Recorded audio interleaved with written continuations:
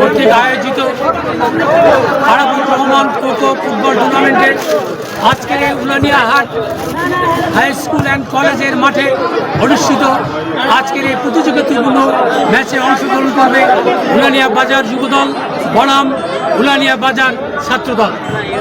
আপনারা ইতিমধ্যেই জানেন বাংলাদেশ জাতীয়তাবাদী দল তার 31 দফা ভিতরে অন্যতম একটি দফা খেলাধুলা, যেটা আমাদের আগামী দিনের রাষ্ট্রনায়ক জননেতা তারেক রহমান ঘোষণা করেছেন যে আগামী দিনের পাঠ্যপুস্তকে খেলাধুলাকে অবশ্যই অন্তর্ভুক্ত করতে হবে।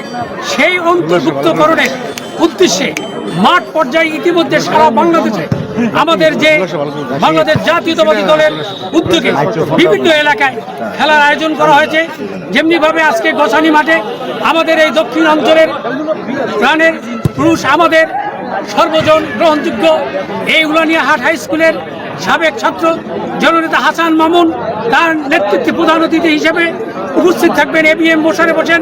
তারা গোসানি মাঠে অন্য একটি খেলা।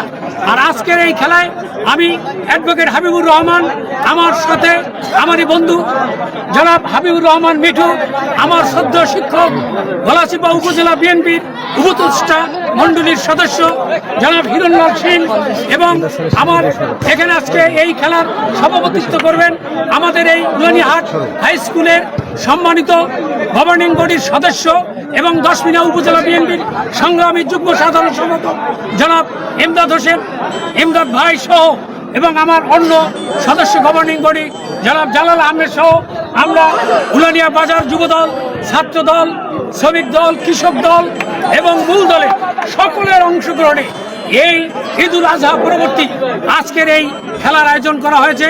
একটু পরেই খেলার উদ্বোধনী ঘোষণা করা হবে এবং আপনারা এই প্রতিযোগিতাপূর্ণ যুবদল বনাম ছাত্র দলের যে খেলা সেটা উপভোগ করবেন। আমরা চাচ্ছি যুব সমাজ, ছাত্র সমাজ যে জঘন্য নেশার বিরুদ্ধে তারা যেন খেলাধুলামুখী হয়, সেই কারণে এবং মোবাইল যে এক নেশার পরিণতি করেছে সে থেকে বিচ্যুতি ঘটে খেলাধুলার মাঠে আনার জন্য এই উদ্যোগ নেওয়া হয়েছে। এই উদ্যোগ যারা গ্রহণ করেছে তাদের সকলকে ধন্যবাদ জ্ঞাপন করে আজকে যার আমাদের ছোট ভাই গিয়াসউদ্দিন জুলহাস আমাদের মাঝে উপস্থিত হয়েছেন, তিনি সমস্ত যুব সমাজকে খেলাধুলা উদ্বুদ্ধকরণ করার জন্য তিনি তাদেরকে জার্সি সহ অন্যান্য উপকরণ দিয়েছে, সেও আমাদের মাঝে আছে।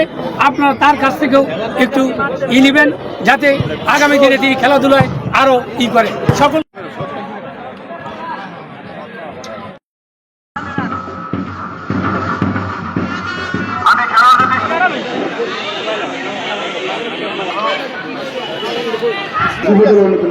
বল মারছেন কবির খান, খেলা যায়